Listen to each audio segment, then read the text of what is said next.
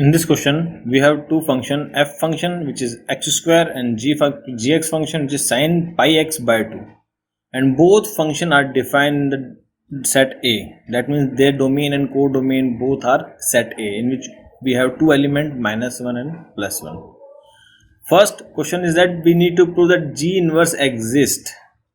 Inverse of any function exists when this function is bijective. What is a bijective meaning? A function should be 1 in nature and onto as well. If these two conditions are satisfied by any function, then that function is called bijective, and we can actually find the inverse of such functions only. If function is not bijective, we cannot find the inverse, because the whatever the expression we make is not a qualify for the function definition. And we need to prove that the f inverse does not exist. That means we have to prove g is a bijective and f function is non-bijective. It is not bijective. We need to prove f is not bijective. After that, we also find the inverse of g function. Okay, first we will prove that g function is bijective. For this, we have two elements in set A, which is a domain set. So first we will check whether function g is 1 is or not. So first input in g function will be -1, and here we see g function sin pi x by 2. So we will replace x by -1 in the g function, sin minus pi by 2, which is nothing but -1. We will put now g plus 1, input as a 1, sin pi by 2, and we'll get sin plus 1.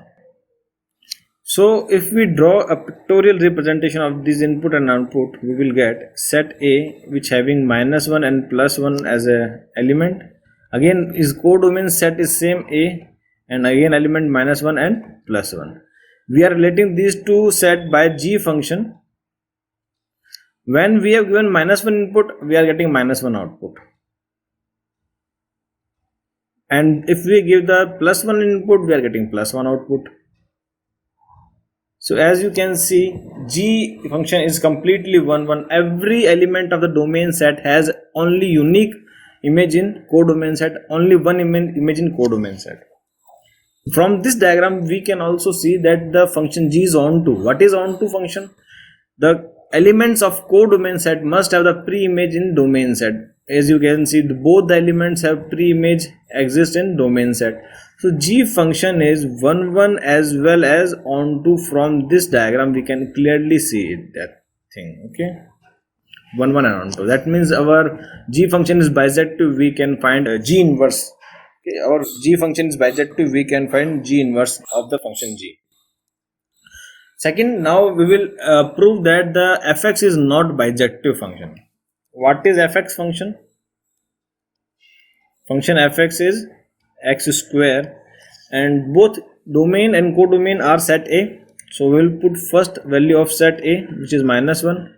-1 square is +1. Now we will put second value of set A, 1. 1 square is 1. If we draw a pictorial representation of this input and output, we will get set A -1 +1, set A again two element -1 +1. We are relating these two set by function f, which is nothing but x square. When we are giving -1 input, we are getting +1 output. When we are giving +1, we are also getting +1 output. So for many input, we are getting only one output. So this function is many one function. So if it is a function is many one, we can say easily that this is not bijective. And for the perspective of onto function, we can say all the elements of codomain having no preimage. -1 is not having any preimage in set A. So from this point of view, we can also say that function f is not bijective function. If a function is not bijective, we cannot find inverse. Find the g inverse. Okay, we need to find the inverse of g function. What is g function? Sin pi x by 2. So what are the steps of finding inverse function of any function? Let assume that function is equals to some variable equals to y, from where we can conclude that x is equals to g inverse. We can conclude g inverse y. Second step, we will replace the value of gx, which is sine pi x by 2 is equals to y. From this step, we will find the value of x. First, we will transfer the sine function towards y. That will be inverse of sine pi x upon 2 is equals to sine inverse y. For finding value of x, the coefficient of x must be transferred to the right hand side, and we get x is equals to 2 upon pi sine inverse y. So this is our value of x. Here we will use the first step equation of x, which is g inverse y. We will replace the value of x by g inverse of y in the third step. G inverse of y is equals to 2 upon pi sine inverse y. In the last step, we will replace y variable with x variable, and we will able to find g inverse of x equals to 2 upon pi sine inverse x. Okay, so this is our answer.